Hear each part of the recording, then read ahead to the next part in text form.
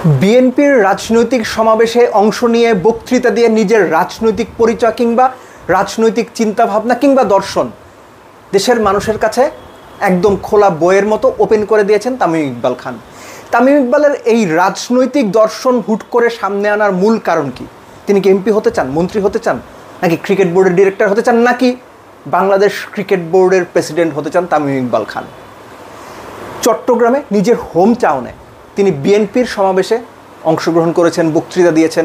তার আগে এই মাসের একদম প্রথম সপ্তাহে বিএনপি সমর্থিত একটা ক্রীড়া সংগঠন, যেটা বিভাগীয় এবং জেলা ক্রীড়া সংস্থার সংগঠকদের নিয়ে গঠিত, সেখানে তিনি গিয়েছেন, বক্তৃতা দিয়েছেন। অর্থাৎ তামিমের রাজনৈতিক যে ইন্টারেস্ট সেটা একেবারেই পরিষ্কার। প্রশ্নটা হচ্ছে, এই রাজনৈতিক ইন্টারেস্টটা এখন এই সময়ে তামিম কেন শো করছেন? সম্ভাব্য অনেকগুলো কারণই হতে পারে, তবে এর মধ্যে ক্রিকেটীয় বা ক্রিকেট সংশ্লিষ্ট কারণগুলোই সবচেয়ে এগিয়ে থাকবে বলে অন্তত আমার মনে হয়। ফার্স্টলি এটুকু বলি যে তামিম ইকবাল যদি রাজনীতিতে আসেন, আমি ব্যক্তিগতভাবে সেটাকে সমর্থন করব। ঠিক একইভাবে মাশরাফি সাকিবের ব্যাপারেও সমর্থন করেছিলাম। কেননা বাংলাদেশের রাজনীতির গুণগত পরিবর্তন করতে হলে আইকনিক ক্যারেক্টার দরকার। প্রশ্নটা হচ্ছে যে তারা যখন রাজনৈতিক অ্যাফিলিয়েশনের মধ্যে যাবেন, তাদের রাজনৈতিক দলের কর্মকাণ্ডের কারণে তারা কতটুকু নন্দিত বা নিন্দিত হবেন সেটা পরের কথা, কিন্তু ভালো মানুষ কিংবা আইকনিক ক্যারেক্টার যদি রাজনীতিতে না আসে, বাংলাদেশের রাজনীতির গুণগত পরিবর্তন কিন্তু হবে না। এই ব্যাপারটা মাথায় রাখা খুব জরুরি। এনিওয়েজ, তামিম ইকবাল এমপি হবেন, হতেই পারেন, মন্ত্রী হবেন, হতেই পারেন, ক্রীড়ামন্ত্রী হবেন, হতেই পারেন, কিন্তু এ সব কিছু কি তামিম ইকবালের সঙ্গে যাবে? আপনি তামিম ইকবালের কী হিসাবে দেখতে চান? যদি আপনাকে প্রশ্ন করি যে মন্ত্রী, এমপি বা অন্য কোনো বড় পদে রাজনৈতিক এই সমস্ত কোনো জায়গাতে দেখতে চান, নাকি তামিম ইকবালকে বাংলাদেশ ক্রিকেট বোর্ডের পরিচালক হিসেবে দেখতে চান? আমার মনে হয় বেশিরভাগ সাধারণ ক্রিকেট ভক্ত বা দর্শক তামিম ইকবালকে ক্রিকেটেই দেখতে চাইবে। আরও বড়, আরও সব কিছু ছাপিয়ে, আরও ওপরে তামিম ইকবালকে বাংলাদেশ ক্রিকেট বোর্ডের প্রেসিডেন্ট হিসেবে দেখতে চান আপনি?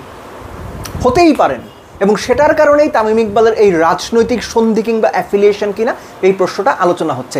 কিন্তু এই মুহূর্তে কেন এটা খুব জরুরিটা এই কারণে, আপনারা জানেন যে বাংলাদেশ ক্রিকেট বোর্ডের যে কমিটিটা এখন এই মুহূর্তে রয়েছে, তাদের মেয়াদ চলতি বছরের অক্টোবর পর্যন্ত। আলোচনা আছে জুলাইয়ের মধ্যে ইলেকশন হয়ে যাবে।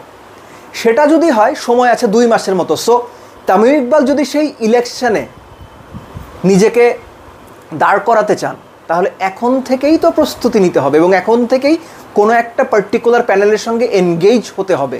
এবং সেই কারণেই তামিম ইকবাল বিএনপির সঙ্গে এনগেজ হয়েছেন কিনা, বা বিএনপি যে রাজনৈতিক বাতাবরণের বাইরে থেকেও তাদের সমর্থিত যে প্যানেলটা বাংলাদেশ ক্রিকেট বোর্ডের ইলেকশনে পুশ করবে বা সাবমিট করবে বা সাপোর্ট করবে, সেইখানে থাকার জন্য তামিম ইকবাল তার এই রাজনৈতিক সন্ধিকা বা রাজনৈতিক ইন্টারেস্টটা শো করলেন কিনা। যদি সেটা হয়, অবাক হওয়ার কিছু থাকবে না। তিনি সেটা করতেই পারেন, এখানে দোষের কোনো কিছু আছে বলে আমি মনে করি না।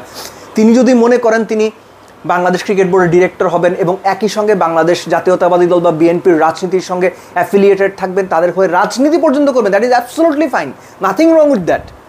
প্রশ্নটা হচ্ছে যে তারপরে কি তামিম ইকবালকে বাংলাদেশের ক্রিকেট বোর্ডের প্রেসিডেন্ট হুট করেই বানিয়ে দেওয়া হবে? আসলে কি তাই? সেটা কি হতে পারে? হতেই পারে, কিন্তু সম্ভাবনা কতটুকু এটা মেনে নিতে, এটা ঠান্ডা মাথায় অ্যাসেস করতে হবে। এবং এর সঙ্গে আরেকটা ব্যাপার বিবেচনা করাটা জরুরি, যে ইতিপূর্বে সাকিব, মাশরাফি তাদের সঙ্গে যা যা হয়েছে বা হচ্ছে, তামিম ডেফিনেটলি এই বিষয়গুলো বোধহয় বিবেচনা করে নিয়েছেন কিংবা চিন্তা করে নিয়েছেন। কেননা আগামীতে তামিম ইকবাল তার তো রাজনৈতিক পরিচয়টা তিনি এক্সপোজ করেই দিয়েছেন। সো আগামীতে কোন ধরনের পরিস্থিতিতে তাকে কি ফেস করতে হতে পারে সম্ভাব্য ওয়ার্স্ট পসিবল কেসেস বা সিনারিওতে, আমি নিশ্চিত তিনি সেগুলো বিবেচনা করেছেন। বাট আমরা সেই নেতিবাচক ব্যাপারগুলোতে না যাই।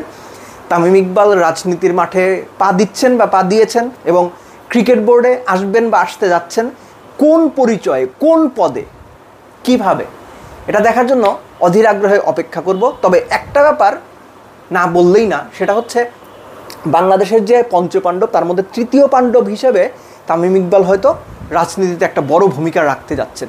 সেই ভূমিকাটা বাংলাদেশের মানুষকে অল্প পরিসরে হলেও অন্তত রাজনীতির প্রতি একটা পজিটিভ ভাইব দেবে, সেটা তামিম ইকবালের কাছ থেকে এক্সপেক্ট করব। যদি তিনি ব্যর্থ হন, তাহলে তার নামও বাংলাদেশের 8-10 জন রাজনীতিবিদের সঙ্গে উচ্চারিত হবে। কেননা সাকিব খুব আক্ষেপ করে বলেছিলেন যে 6 মাসের কারণে আপনার 18 বছর ভুলে গেলেন। তামিমের ক্ষেত্রেও 6 মাস লাগবে না, 15 দিনে মানুষ 17 বছর ভুলে যাবে, এই ব্যাপারটা নিশ্চয়ই তামিম ইকবাল জানেন। জেনে বুঝেই তিনি তার আগামী পথ নির্ধারণ করেছেন বলেই আমি বিশ্বাস করি। সেই পথে যত কাটাই থাকুক, যত সুযোগই থাকুক, যত গোলাপি থাকুক, তামিম ইকবালের জন্য শুভকামনা।